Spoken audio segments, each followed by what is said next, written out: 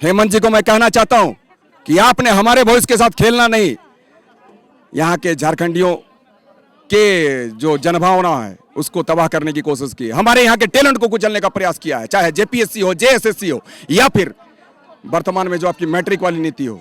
एक एक नीतियां आज सरकार जो भी ला रही है, हम सबों के बीच में जो परोसने का काम कर रही है, वो एक एक नीतियां हमारे खतियानदारियों के खिलाफ में है। हमें हमारा झारखंड कोई बाहरियों के लिए नहीं बना है, हमारा झारखंड बना है सिर्फ और सिर्फ खतियानदारियों के लिए। और तकलीफदेह बात यह है कि आप खतियानी होकर अपनी परिभाषा को भुला चुके हैं।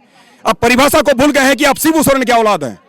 अगर शिबू सोरेन आपके पिता हैं तो आपका उस पिता का गुण भी उसमें परिलक्षित होना चाहिए, जो कि आप में दिख नहीं रहा है। तो कहीं ना कहीं आप आज बाहरी प्रेम को दर्शाओगे, ये बाहरियों पे सर करम और अपनों पे जुल्म, ये सर बर्दाश्त नहीं होगा। जी, हेमंत सोरेन में अमित महतो के एकदम भगवान दिखते थे जब आप विधायक थे, अभी अचानक से क्या हो गया कि आप उनके खिलाफ ही इतना बोल? क्योंकि सर हमारी विचारधाराएं सेम थी, हमारी विचारधाराएं मैच करती थी। बड़े भाई हेमंत जी को मैं अभी भी बड़े भाई कहता हूं, लेकिन कहीं ना कहीं आज आपकी विचारधारा बदल चुकी है। वो तो अभी भी बोल रहे हैं कि लागू करेंगे। तुमने तैयारी कहाँ से की? NIBM से। मैं NIBM को बधाई देता हूँ। आप जो सपना देख रहे हैं उस सपने को हम दोनों मिलकर पूरा करेंगे। लागू करेंगे तो कब करेंगे भाई? लागू करेंगे उससे पहले आप नियुक्ति प्रक्रिया क्यों शुरू कर दिए हैं? क्यों आपने कह दिया कि मैट्रिक और इंटर वाले हर एक एग्जाम में आएंगे? क्यों आपने यह पशु चिकित्सक की बहाली में कह दिया कि बाहर के पूरे भारत के निवासी होने कहीं से भी हो सकते हैं? क्यों कहा आपने? आखिर आप सारी नियुक्तियां कर देंगे, सारे रिक्तियों को भर देंगे, उसके बाद नीति का निर्धारण करेंगे? ये कौन सी आपकी नीति है? ऐसी नीति को हम बर्दाश्त नहीं करेंगे। पहले नीति, उसके बाद नियुक्ति, और नीति भी होगी सिर्फ और सिर्फ खतियानी। जिसके हाथ में खतियान है, खतियान लाओ, नौकरी पाओ के आधार पर, उसी तर्ज पर यहाँ पर काम होने चाहिए। आज विधानसभा में भी सरयू राय सवाल उठाए थे, तो उधर से आलमगीर आलम जो संसदीय कार्य मंत्री हैं, जवाब देते हुए बोले कि 1932 पर तो काम कर रहे हैं हम लोग, साथ ही 1962 और 1975 का जो सर्वे है उसका भी अध्ययन। आप लोग तो सिर्फ अध्ययन करते रह जाइएगा सर। आलमगीर कब से हैं हमारे विधानसभा में? कब से हैं? आप तक आज तक वो अध्ययन कर ही रहे हैं। और ये सरयू राय जी, ये कब से हैं? ये भी आज तक अध्ययन कर रहे हैं और क्वेश्चन ही उठा रहे हैं। तो भाई सरयू राय जी, सबसे पहले हम आपको बता दें कि वही खतियान के विरोधी हैं, उसके बाद उसके बारे में बात करना तो सर बेकार है। और ये आलमगीर साहब, आप कितने दिनों तक अध्ययन करेंगे और कितने दिनों तक जवाब देते रहेंगे?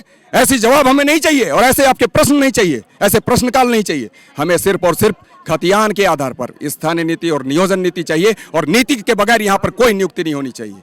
बाहरी प्रेम दर्शाइए मत सर। आपके माध्यम से मैं कह रहा हूँ, जिनकी आप बात कर रहे थे, चाहे आलमगीर साहब हो या फिर सरयू राय जी हो, गलत तरीके से दोहरा चरित्र दिखाने का काम नहीं करें।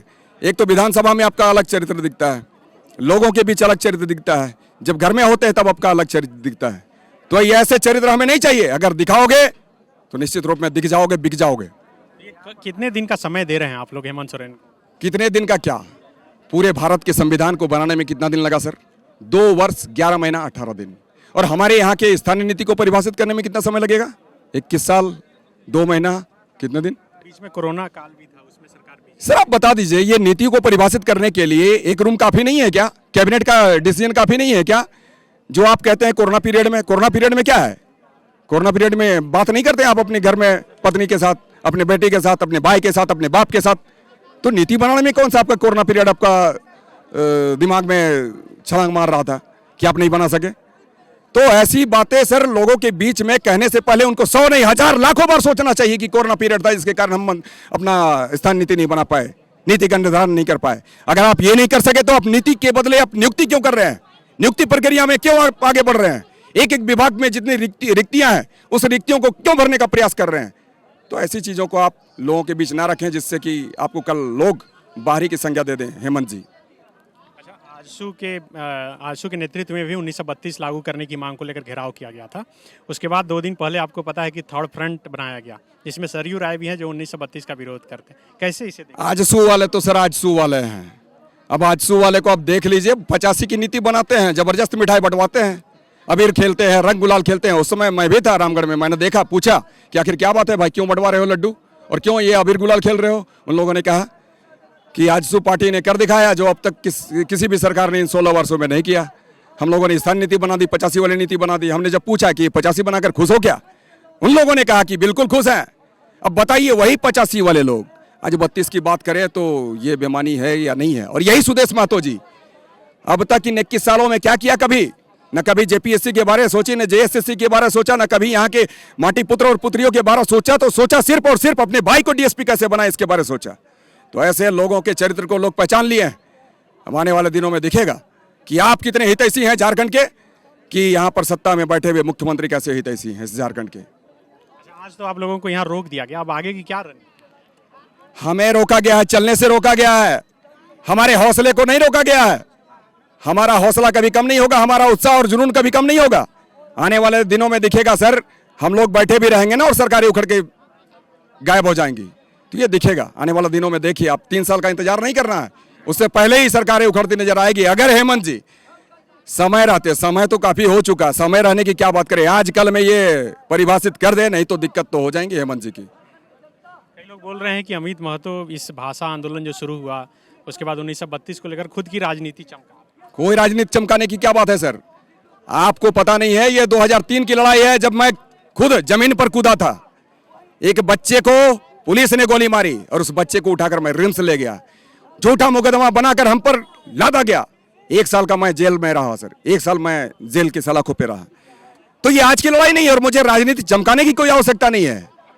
अमित को राजनीति चमकाना नहीं है सर, हमें तो एक एक लोगों के दिलों में जगह चाहिए, घर में घर चाहिए। जिस तरीके से लोग आराम और चैन सुकून के साथ रहते हैं, मैं आपके दिलों में भी जगह चाहता हूं, इनके दिलों में भी जगह चाहता हूं, एक एक हथियारधारियों के दिलों में जगह चाहता हूं। मुझे राजनीति के कोई अवसर मतलब नहीं है चमकाने का। अब जानते हैं कि मैं चुनाव नहीं लड़ सकता मैं, लेकिन मुझे हमारी यहाँ की खतियान की चिंता है। क्यों? क्योंकि झारखंड की लड़ाई मैंने नहीं लड़ी, चूंकि उस वक्त मैं अपनी पढ़ाई पूरी कर रहा था। परंतु आज ये समय है, मुझे भी चिंता है इस बात की। मैं भी उसी गुरुजी को आदर्श मानता हूं जिस गुरुजी ने इस झारखंड को अलग किया।